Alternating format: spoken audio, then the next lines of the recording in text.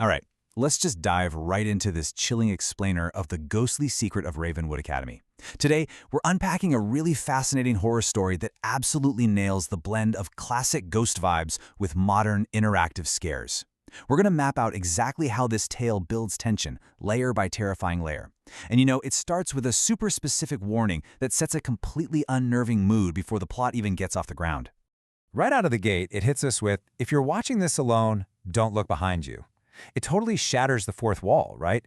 The narrator isn't just spinning a yarn, they're actively trying to creep you out in the real world. By straight up commanding you not to look over your shoulder, it brilliantly hooks you into this decades-old mystery. You're no longer just sitting there listening, you are literally dragged right into the danger zone. So where are we heading? Ravenwood Academy. Picture an abandoned boarding school tucked way, way deep inside the rugged Scottish mountains. Now pay attention to the official story here.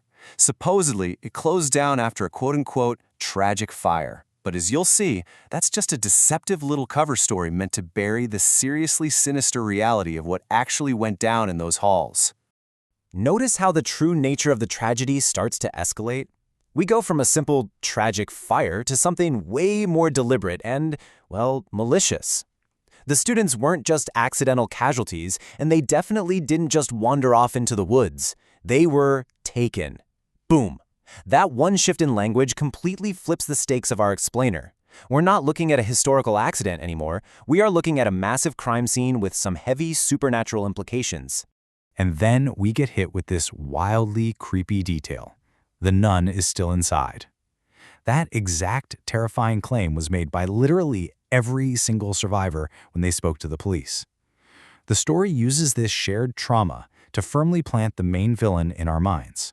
We don't know who she is or what on earth she wants yet, but man, her presence just looms over everything, waiting for us as we follow our main character's journey. Chapter 1. The Invitation. Enter our protagonist, Emily Carter. She gets this incredibly mysterious letter claiming to hold the truth about her mother's death, and of course, prompting her to completely ignore her better judgment and go seeking answers at the academy. But right as Emily is about to step into the dark, the source material does something pretty clever.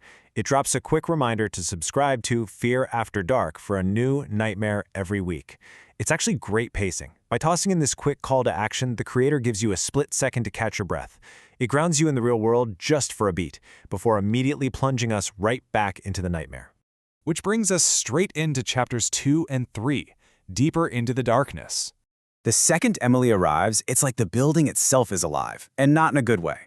The progression here perfectly maps out her physical and psychological descent. First, the massive iron gates just swing open by themselves, a welcoming yet totally threatening gesture.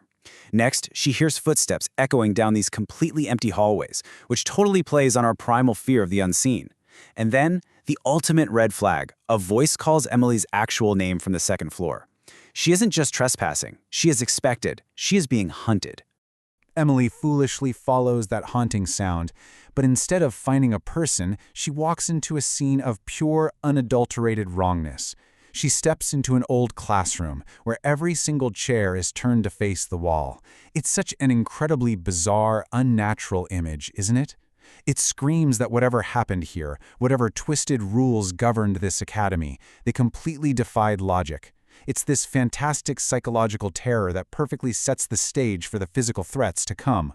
And right as that deeply creepy image settles into your brain, the story drops its second little meta interruption. Acknowledging that you're braver than most for sticking around, it tells you to subscribe now because the story is only getting darker.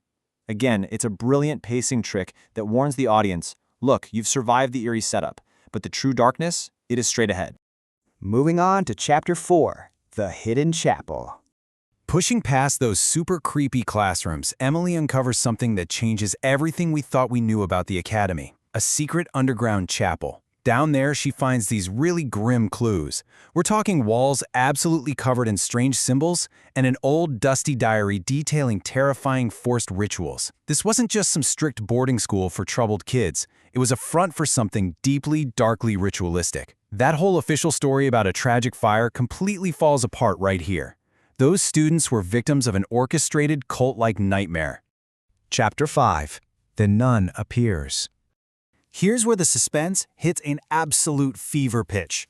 Up until now, Emily's just been dealing with spooky atmosphere. But suddenly, the distinct shadow of a nun is standing at the very end of a long, pitch-black corridor. And the absolute most terrifying part? When Emily blinks, the apparition just vanishes, gone in a split second.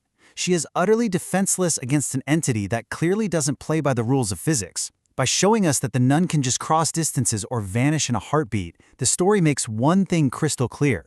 Nowhere in this entire academy is safe. Chapter 6. The Truth. Okay, so here we uncover the devastating twist that connects Emily directly to Ravenwood's horrific history. That letter she got at the start, it wasn't some random lure, it was deeply, horribly personal. It turns out, back in the day, Emily's mother was a student here, right before the tragic fire. But the real gut-punch revelation is that she never truly escaped. Whether she died in that fire or her soul got trapped by those dark rituals, her fate is completely tangled up with the entity haunting these halls. Emily isn't just exploring a random haunted house, she has walked straight into her own cursed family history. And finally, Chapter 7, The Final Nightmare. We hit the terrifying climax where the nun finally drops the whole shadows and whispers routine and forces a direct, inescapable confrontation. The story suddenly shifts into this intense psychological trap, presenting Emily with an impossible ultimatum. Will she make the impossible choice? The brilliant thing is, the story stops just short of telling us exactly what that choice is, which totally forces us to agonize over how Emily is going to navigate this twisted demand. It's a classic horror trope, and it's used so beautifully here to keep us completely on edge about her ultimate fate. Because the stakes are just devastatingly clear. If she fails to make the choice, or worse, makes the wrong one, it means eternal doom. She'll become the Academy's next victim forever. It violently loops the narrative right back on itself, threatening our hero with the exact same horrific fate that swallowed up her mother and all those missing students decades ago. We wrap up this explainer with the source's absolutely chilling final send-off. Welcome to Fear After Dark, where every story hides a terrifying secret. Sleep well, if you can. It ties up the terrifying lore of Ravenwood Academy while turning its focus right back on you, the viewer, one last time. It's such a masterful use of narrative framing. It leaves you with this really provocative thought about the terrifying secrets hidden in your own dark corners, doesn't it? Makes you kind of wonder what might be standing at the end of your own hallway tonight. So thank you so much for exploring this story with me, and hey, sleep well if you can.